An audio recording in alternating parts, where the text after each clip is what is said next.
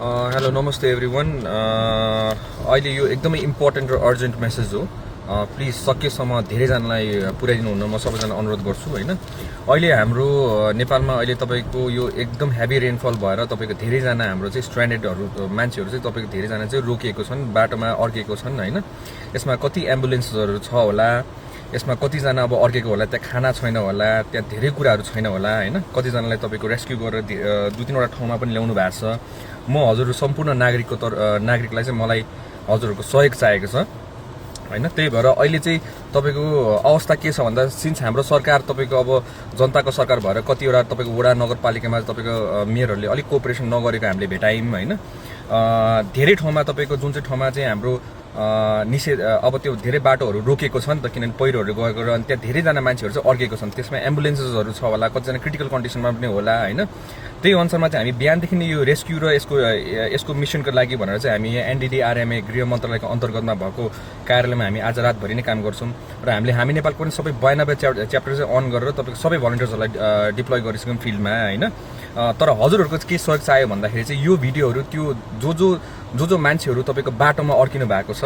Please तपाईहरुले यो video हेरिराख्नु भएको छ भने हाम्रो एउटा नम्बर दिन्छौं हामीले नम्बर के पो हाम्रो यो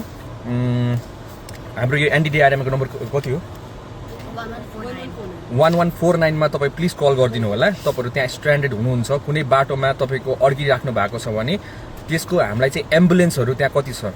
अनि कुन ठाउँमा छ यो चाहिँ चाहियो अनि हामीलाई त्यसको जीपीएस कोअर्डिनेट्सहरु चाहियो अहिलेसम्म तपाईहरुले जति पनि देख्नु भएको छ हेलिकप्टरहरु धेरै जस्तो मन्त्रीहरु घुम्न सुम्न यताउतिहरु युज भएको छ तर अहिले हामीले के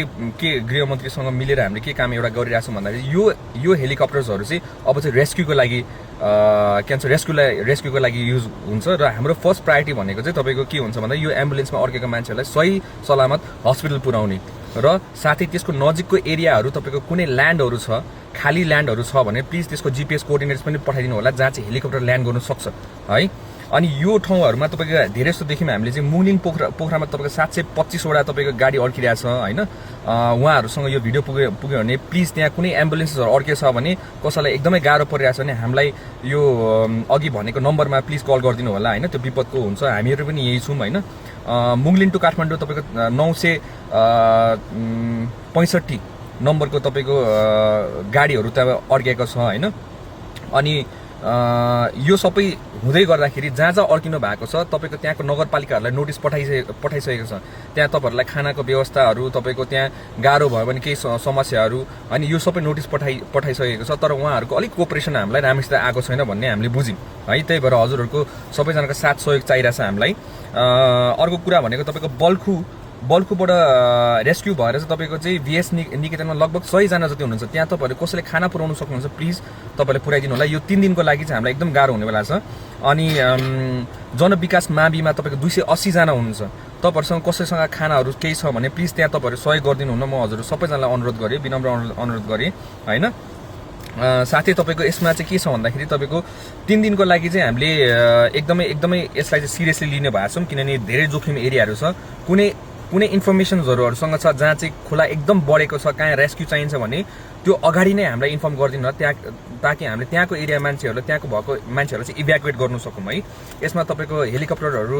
प्राइभेट हेलिकप्टर्सहरु पनि सबैजना स्ट्यान्ड बाइमा हुनुहुन्छ हामीले उहाँहरुसँगै कोअर्डिनेसन गरिसक्यौं नेपाल आर्मीहरु पनि उहाँहरु सबैजना स्ट्यान्ड बाइमा हुनुहुन्छ हैन अनि साथै तपाईको त्यहाँ जहाँ एम्बुलेन्सहरु छ जहाँ बर्थिङ सेन्टर जहाँ एम्बुलेन्समा तपाईको कसै प्रेग्नेन्ट भएर तपाईको आउनु भएको होला त्यहाँको तपाईको माथिल्लो त्यो वडाको तपाईको बर्थिङ सेन्टरहरुलाई हामीले इन्फर्म गरिसक्यौं इन केस इन्फर्म भएको छैन अर्जेन्ट रेस्क्यु चाहियो भने प्लिज त्यो नम्बरमा कन्ट्याक्ट गरिदिनु होला हैन अनि विमानस्थल बाढी परेको तत्काल हेलिकप्टर उद्धार गर्ने हजुर अनि यो हेलिकप्टरहरु सबै त्यहाँ उद्धार हुनलाई सबै रेडी भइसक्यो विद्युत व्यवस्था राजमार्ग रोकेको सवारी साधन सडकको मौसम अवस्था अनुसार हजुर अनि त्यसपछि हामीले चाहिँ अर्को एउटा के प्लान गरेका छौं भन्दाखेरि जहाँ अड्केको छ त्यहाँ तपाईको खानाहरु त हुँदैन गाह्रो पर्छ त्यहाँ मान्छेहरुलाई हैन त्यही भएर चाहिँ तपाईको त्यहाँको वडाको माथिल्लो वडालाई चाहिँ तपाईको वडा र नगरपालिकालाई चाहिँ एउटा विपद व्यवस्थापन फन्ड गएको हुन्छ त्यो फन्डको अन्तर्गत चाहिँ तपाईको त्यो भएको मुनिको मान्छेहरुलाई चाहिँ उहाँहरुले रेस्क्यु गर्दै र कुनै सेफ ठाउँमा लगिदिनु होला नत्रभए तपाईको खानाहरु उहाँहरुलाई प्रोवाइड गर्दिनु होला जनता तपाईहरुको पनि हो हैन पार्टी भन्दा अलि माथि बसेर सोच्नु पर्यो हामी सबैजनाले हैन भलै तपाई कुनै पार्टीमा होला हैन तर मान्छे त बन्नु सिक्नुपर्छ नि हामीले पनि होइन। त्यही भएर हामी बिहानदेखि यसमै लागिरहेको छौँ। हामीले यहाँ सिचुएसन रुममै हाम्रो हुन्छ, हाम्रो एउटा टिम बल्कु पनि गइसकेको छ। अनि हजुरहरूसँग कसैसँग तपाईँको बोटहरू छ होइन, ठुल्ठुलो रेस्क्यु बोट्सहरू छ र तपाईँहरू नेपाल सरकारसँग अरू हामीहरूसँग तपाईँको समन्वय गरेर नेपाली जनताहरूलाई राहत दिनु चाहनुहुन्छ, रेस्क्यु गर्न चाहनुहुन्छ, प्लिज डु कन्ट्याक्ट अस। कुनै ठाउँमा एक्सिडेन्ट भयो भने पनि त्यो पनि तपाईँको हेलिकप्टरद्वारा उद्धार हुन्छ अब चाहिँ है। यो हाम्रो सरकार हो, त्यही भएर हामीले